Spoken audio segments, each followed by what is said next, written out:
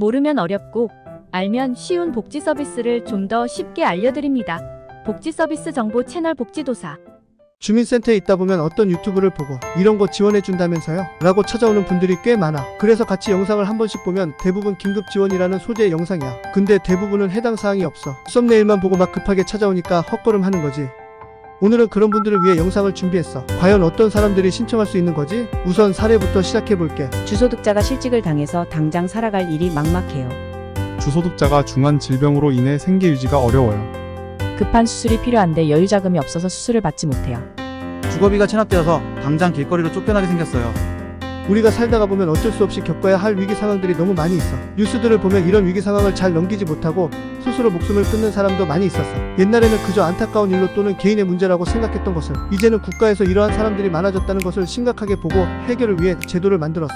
이 제도의 이름은 바로 긴급지원제도야. 우리가 최소한의 기초적인 생활을 유지할 수 있도록 국가에서 원만한 생활이 가능해질 때까지 지원해주는 것을 뭐라고 했지? 그래, 맞아. 기초생활보장. 우리가 보통 말하는 기초수급제도야.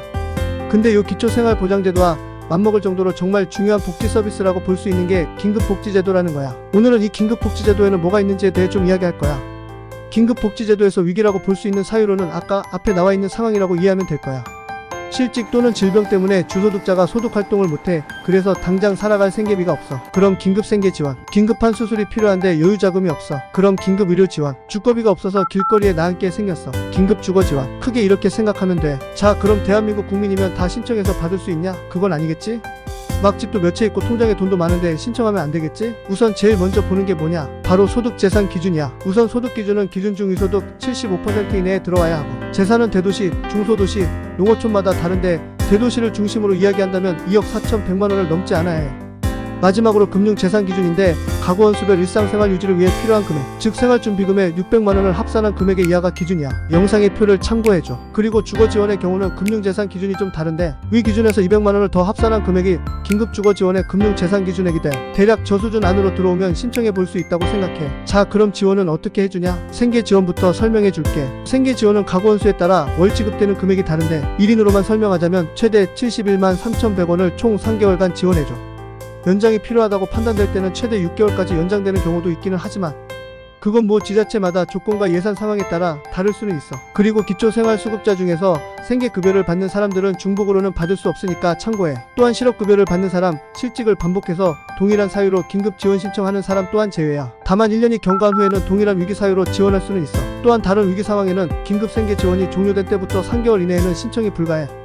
긴급생계지원을 신청하는 방법은 상황에 따라 다르기는 하지만 폐업 또는 실직증명서, 건강보험 자격증 실확인서, 건강보험 납부 확인서 등을 제출하면 되고, 가구원의 통장 거래 내역 1년치도 제출해달라고 할 수 있으니 미리 챙겨. 아울러 보통 긴급생계지원 신청할 때 복지상담 후에 기초수급 신청 안내도 보통 이루어질 거야. 물론 잠시 위기 상황만 극복하면 바로 극복이 가능할 것 같으면 안내를 하지 않을 수도 있지만 담당이 보았을 때 여러가지 상황으로 지속적인 도움이 필요할 것 같다고 하면 보통은 기초수급과 긴급생계지원을 동시에 신청하는 경우가 많으니까 참고해둬. 생계지원은 여기까지고 의료지원에 대해 설명할게. 긴급지원 중에서 가장 많이 신청하는 것 같아. 의료지원의 경우는 300만원 범위 내 의료비 본인 부담금에 대한 비용을 지원해줘. 다만 간병비, 의료소모품 구입비, 입원전 검사비, 보조기, 식대, 치과 관련 등은 지원되지 않으니 참고해줘. 그리고 국가형 긴급의료비에서는 50만원 이내 병원비 사용자와 기초의료수급자도 지원 제외 대상이야. 단 수술 또는 중환자실, 응급실을 통한 이용자는 지원 가능할 수 있어. 그래서 제출해야 하는 서류 중에 진단서가 있는데 최근 상황이 악화되어 일상생활에 어려움이 있음 또는 긴급하게 수술시술이 필요함 이런 내용이 기재되게 요청하고,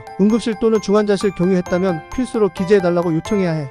그리고 국가형 긴급의료비 신청할 때 제일 중요한 거 꼭 태어나기 전에 신청해야 지원 가능하니까 꼭 좀 참고해줘. 그리고 필요한 서류 좀 알려줄게. 우선 가장 중요한 건 진단서야. 아까 말했듯이 진단서 상해 위문구가 기재될 수 있도록 해야 하고, 가끔 의사가 문구 작성을 해주지 않는 경우가 있을 수 있어. 만약 그렇다고 해도 포기하지 말고 해당 동주민센터에서 전화해서 상황을 잘 설명해보고, 수술명에 따라 지원 가능한 게 있을 수 있으니 말이라도 한번 해봐. 그리고 본인이 누군가에게 먼저 돈을 빌려서 병원비 납부를 했다면 진료비 영수증, 본인 통장 사본이 필요하고, 해당 시군구에서 병원으로 직접 납부해주기를 원한다면 병원의 사업자 등록증, 병원명의 통장 사본 제출해주면 되고, 혹시 입원했었다면 입원 확인서도 제출해줘. 그리고 생계지원과 동일하게 가구원의 통장 거래 내역 1년치 제출하는데 기초수급자는 제출을 안 해도 될 수 있으나 이왕이면 준비해가는 게 좋기는 해. 긴급의료비는 동일한 병명으로는 재신청이 어렵지만 2년이 지난 시점에서는 신청이 가능해. 자, 지금까지 국가연금급 의료비에 대해 설명했는데 건강보험공단에서 하는 재난적 의료비라는 것도 있으니까 잘 참고해봐. 재난적 의료비는 국가연금급 의료비 지원보다 지원 기준이 덜 까다롭기도 하고 지원 금액도 크고 지원 대상도 더 넓다고 보면 돼. 신청은 퇴원 후 180일 이내가 원칙이고 입원 중인 경우에는 퇴원일 7일 전까지, 그리고 기초생활수급자나 차상위계층은 퇴원일 3일 전까지 신청하면 돼. 신청은 국민건강보험공단 1577-1000번으로 전화해서 확인해봐.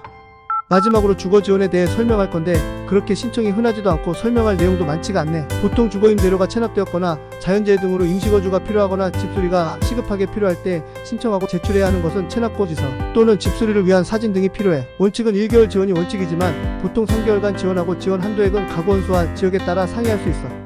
그 외 교육지원, 연료비, 해산비, 장제비, 전기요금, 건강보험료 체납으로 인한 지원 등 사각지대가 발생되지 않도록 하기 위해 다양한 긴급 지원 제도가 마련되어 있어. 국가 즉 보건복지부에서 하는 것 외에도 각 지자체, 예를 들어 서울연긴급 지원제도와 같은 것도 있어. 국가연긴급 지원제도 기준에 해당되지 않아 지원이 어려운 경우 서울연 기준에서 검토해보고, 서울연 또한 안되면 소외기기는 하지만 희망온돌 이웃돕기에서도 신청이 가능해. 추후 기회가 되면 서울연긴급 지원제도에 대해서도 한번 설명해볼게. 그 외에도 복지관, 적십자, 기타 재단 등 소외되는 대상이 없도록 하기 위해 많은 노력들을 하고 있어. 긴급지원제도가 상당히 중요한 제도인 만큼 빨리 영상을 올려보려고 했는데 골격 있게 정리하기가 어렵기도 했고 아직 뚝 부러지지 않아 한참 고민하며 영상 만들었어. 그래도 정말 알아야 할 것만 딱 요약해서 정리해봤어.